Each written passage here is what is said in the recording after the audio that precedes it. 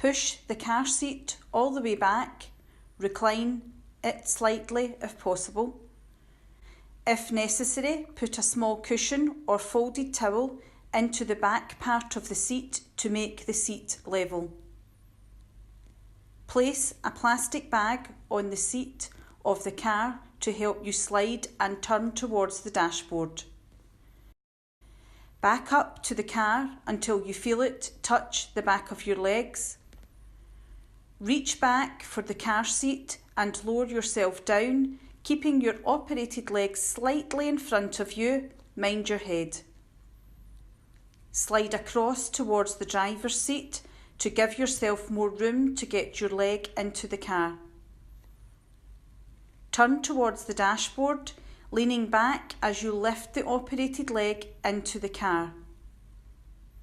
Now remove the plastic bag and make yourself comfortable. Reverse this process to come out of the car. Some cars may be slightly more difficult to get in and out, such as sports cars, as they are lower down.